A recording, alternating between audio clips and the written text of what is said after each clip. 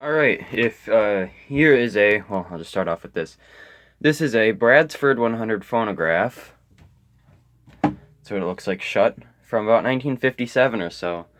There's the four tab things, and then there's a handle up here. This is my first tube/vintage phonograph. Real, like, old, because I do have one from the 70s, which is my main phonograph. It's a really, really, really nice Fisher one. Can't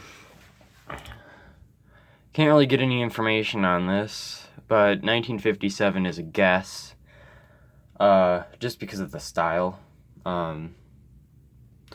But this was a birthday present. My birthday is actually today, which is the 11th, but since we have family over on the 10th, we just did all the stuff on the 10th. Boy, do I have a lot of show and tell videos coming up, though. Yeah. So this is both going to be a help video and a show and tell video. So let's just plug it in. This is a one-tube wonder.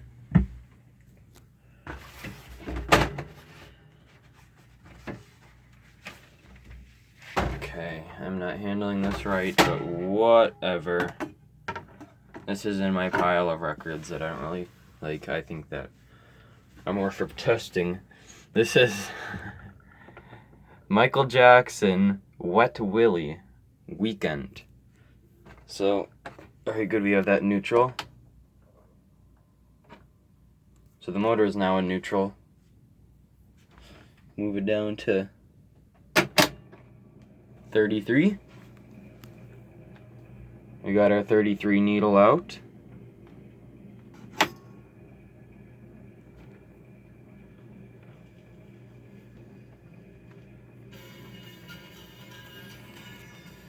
So, this is a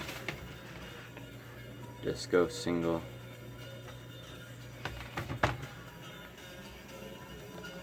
So, as you can see, the only noise is coming from this.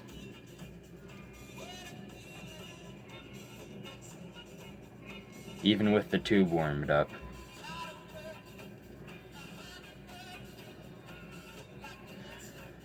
So,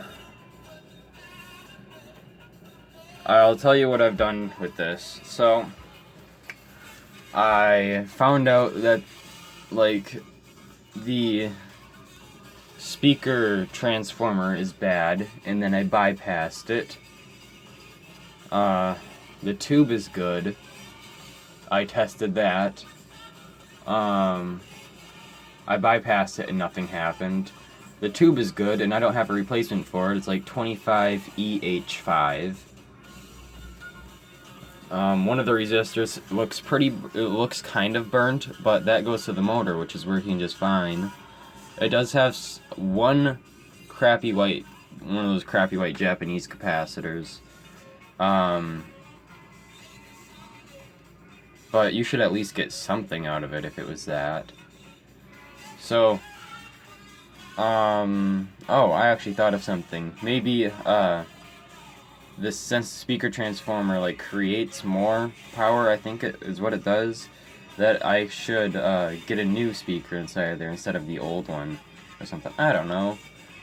I saw this in a thrift store, and I was, like, really, really thinking about buying it, and then, I went back there, and it wasn't there, which kind of ticked me off a little bit, but it turns out that my parents were the ones who had it, so that was pretty epic. So the tube should be well warmed up by now, and the only sound is coming from this, and I have the volume, oh, I didn't have it wide open, now I have it wide open. It was like halfway open.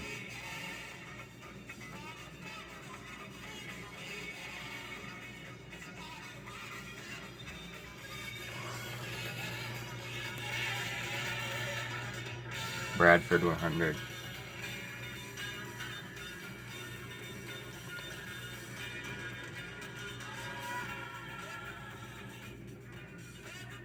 It doesn't have a circuit board, it has a point-to-point metal chassis.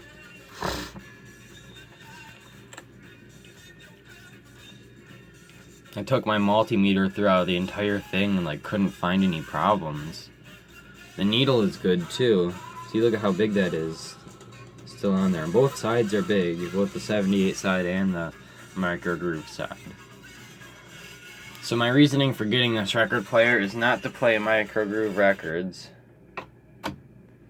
It was, well, one, because it had 16 on it, which I think is kind of funny. It also has 78, which would be a really cool 78 RPM record player. The mechanism that it has is not direct drive, nor is it belt drive. It has the thing where the stick, I guess you could call, on the motor goes up, and it has a wheel with a rubber thing going around it, touching against this part on the inside of this part of the platter. I'm not sure what that's called. It's like wheel driven or something. I don't know. But it seems to be pretty, I think it's pretty correct. It's pretty hard to stop it. Like a pile of records wouldn't be able to stop it. So, and I've tried both sides of the needle on different records, tried 78s, tried 33s, tried 45s. Like with the Discman, I just need a little bit of help with it. So if you guys have any suggestions, feel free to comment them, because I could really use some help right now. Thank you very much for watching, and I hope to get some answers.